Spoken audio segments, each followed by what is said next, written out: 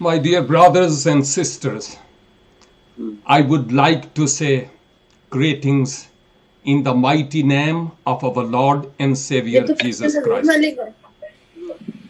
It is my pleasure and honor and privilege to be together with you tonight, to spend some time in His presence,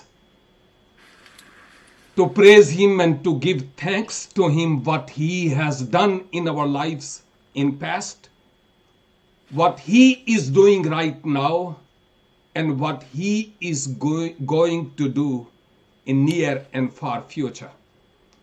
I'm thankful for Brother Amjad that he asked me to share a little bit from the Word of God. I'm not here to teach anything or to preach. It is just a spiritual thought for me and as well as for all of you. I was not born in an English speaking family. So I was born in a Pahari speaking family in northern Pakistan. So that's why English is not my mother tongue. So I will confess that there will be mistakes grammatically, and because you know that Jesus said 7 times 70. So it means that you have experienced that how to forgive, and you will forgive me what I will make mistakes. But main focus is not on the language, but main focus is this, that what the Lord is going to tell me tonight and to tell you. And the text that I have taken, it is very famous text from Old Testament. And I read it several times, and I shared with several times with others, and I heard several sermons on this text, but there are a lot of beauties of the Word of God and truths, and one of these is this, that whenever I heard a sermon or teaching on a text that I read several times, or I heard the messages so many times, but still the Lord speaks me when I read that text. The Lord speaks again with a new thing. And I believe that He is going to do the same today. It is from 2nd Chronicles from Old Testament and chapter 7. Very famous verse is verse 14. Even some of you know this verse by heart. And because tonight we are here to pray and to praise and give thanks to the Lord and to the King of the Kings, so that's why I would say a few things from this verse. It is written here, "If my people who are called by my name will humble themselves and pray and seek my face and turn from their wicked ways, then I will hear from heaven and will forgive their sin and heal their land." My topic is unanswered prayers. We know the background of this text. The work that David was going to do, he was not allowed to do. But it was promised that someone from your seed will do the work that you have determined to do. And we know that was to make the house of the Lord the temple in Jerusalem. So Solomon, the king, was honored to build the temple and the palace of the king. When the work was accomplished, then he gave thanks to the Lord and he praised the Lord. It is very long prayer in previous chapters. But then, if we read from verse 12, by the way, I will not read. There it is that then the Lord appeared on Solomon in the night time, maybe midnight, by night. I don't know what time the Lord appeared on Solomon. It is not written, and by the way, I do not have to do anything about the timing. But this is the main thing. The Lord appeared on Solomon in the night. Maybe Solomon knew this secret, that in the nights I have to stand in the gap and to give thanks to the Lord what he has done and what he is doing and what he is going to do. And the Lord said to Solomon, Solomon, I have heard your prayer. Oh, my dear beloved brothers and sisters, we offer so many prayers and praise the Lord that Lord doesn't give answer of all of our prayers for our betterment. But when we receive answer from heaven, when we come to know that my prayer has been heard, how glad and how happy we will be to give thanks to the Lord for what he has done in my life.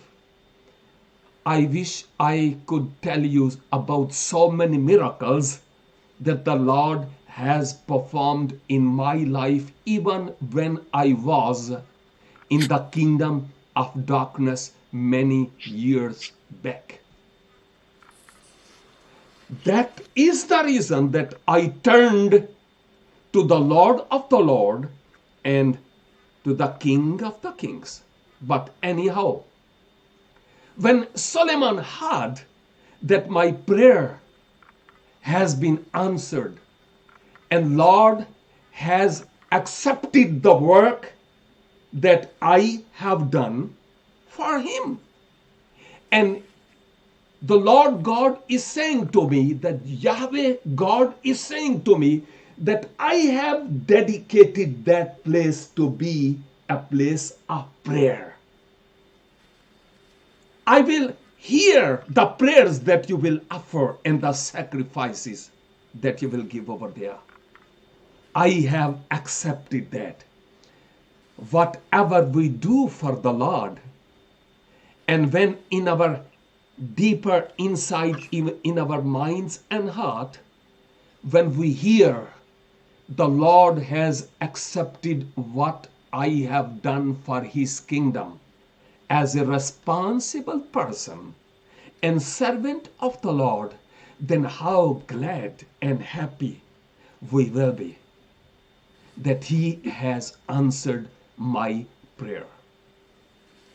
But the Lord God is bewaring Solomon also, and it was for him, but this message was for the nation of Israel as well. Here in this verse that I read before you, the Lord God Yahweh is saying to Solomon, Solomon, thou I have accepted this place, but if my people who are called by my name, of course these people were the people of Israel at that time, those who belong to me, my nation, my chosen one. And today, this message is for me and for you, my beloved brothers and sisters.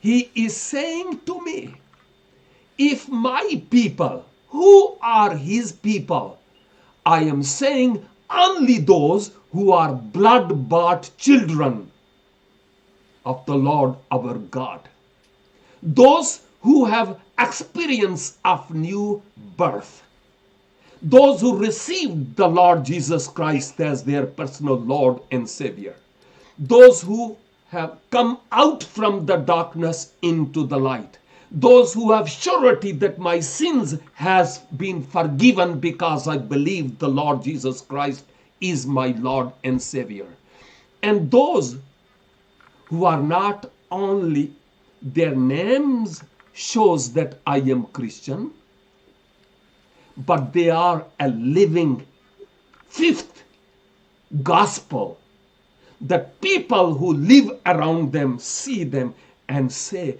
yes, this is the man of God, this is Christian, this man, this woman belong to Christ Jesus. And really, if we are called, so many people can say, I belong to the Lord, I belong to him, he is my Lord, and I am the child of God the Father. Yes, it is great to know that I am child of God. But how beautiful it will be that others see in our lives and say that this is man or woman of God. And that's what we see here. The Lord our God says, if my people, not only they are mine, but they are called by my name. It should be their identity that they are called by my name. Then he says something else. Not only that, who are called by my name will humble themselves. It means that it is not for non-believers, but it is for believers, so-called believers, for me and for you, who belong to the Lord, and we are called to be his people and children of God the Father.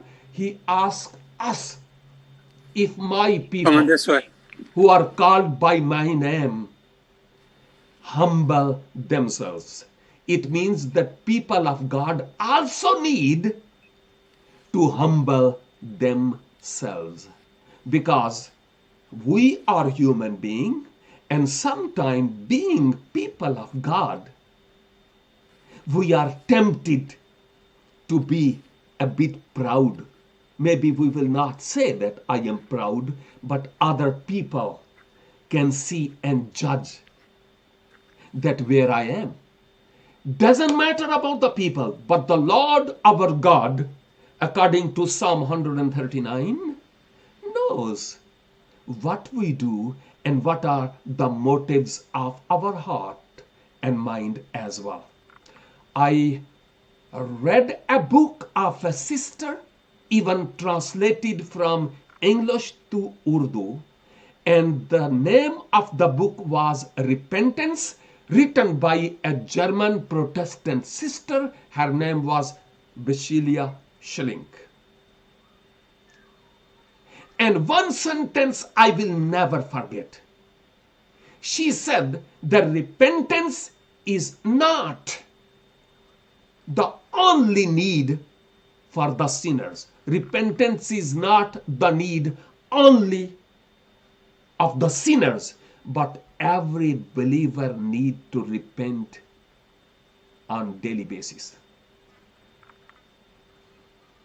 So we need to think that how we walk and talk in our daily lives, being called the people of the Lord. And then he says, and pray. Prayer is not begging. Maybe it is strong and hard word, but prayer is communicating with God the Father, talking with God the Father. When we pray, we talk with our Father. And when we hear the word of the God, word of the Lord, God speaks through his word with us if we have ear to hear. By word, he speaks with us, and by prayer, we speak with him. So he says, if my people pray, and then seek my face. Seek my face.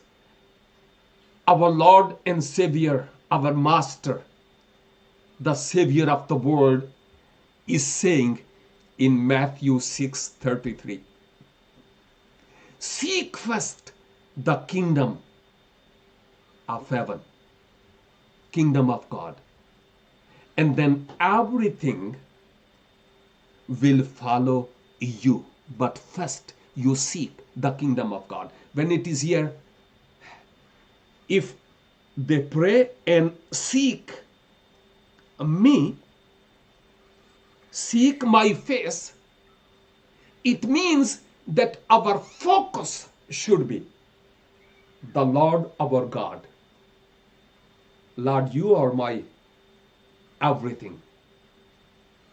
You know my circumstances, you know my situations, you know my struggles, you know my pains and sufferings. And I look unto you because my hope is in you, O Lord. You are the one who can help me and hold me strongly in your mighty hand. Speak with me and talk with me. And when we seek his face and turn from their wicked ways. You don't know about me that how righteous or wicked I am. I don't know any one of you. But there is one who knows each and everything about me and about you. And he is saying to me and to you, if my people turn from wicked ways, evil doings, bad things, we must think in our own self. Only adultery or murdering is not the sin. Only these are not only the sins. But backbiting and lying, and even those sins we call the small sins, actually there is not a small and great sin in eyesight of the Lord. Every sin is sin in his eyesight, as I understand. So we need to know that what wickedness or sin is still laying there in my life, and I have to rid out of it by the power of the Holy Spirit through entering the door of confession and repentance. And of course, the Lord our God can perform a miracle. And he says, then I will hear from heaven. When he will hear? When his people who are called by his name humble themselves, pray, seek his face, turn from their wicked ways, then the Lord will hear our prayers in heavenly realms. And it is not necessary that he will answer of our every prayer. He will listen our every prayer, but it is not necessary that he will answer our every prayer. I met so many people of God, and one man of prayer said, I have prayed for my son to be saved for 25 years. Oh, 25 years. I tell to my Pakistani friends, maybe we will pray one day, maybe 2 days, maybe 3 days, maybe 1 week. And then we will say, oh, the Lord is not listening me. Just leave it. But 25 years continually, this man was praying for his son, and finally, the son has been saved and serving the King of the Kings. And it is there. Then I will hear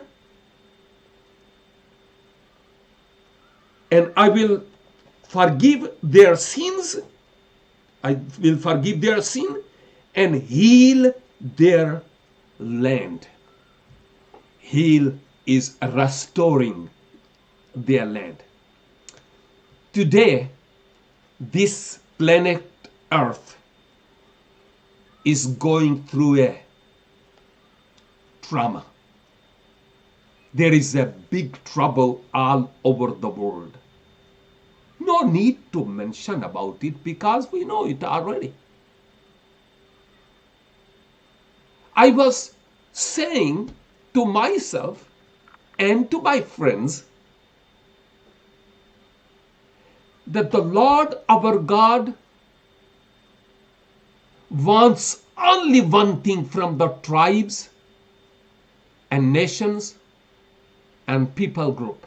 Only one thing. That is to repent from their wicked ways.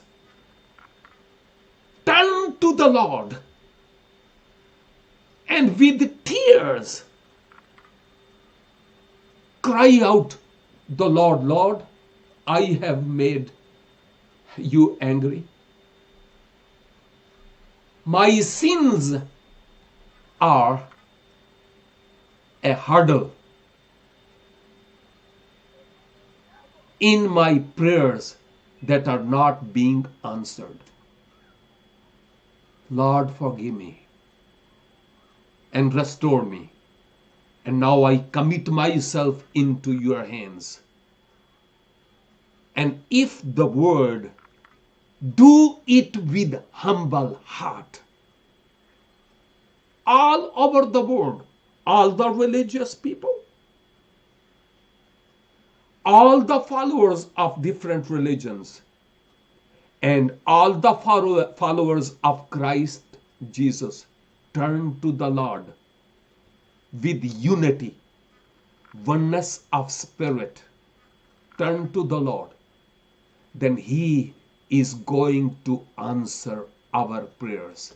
He is not deaf and dumb. His ears are ready to hear our cry out.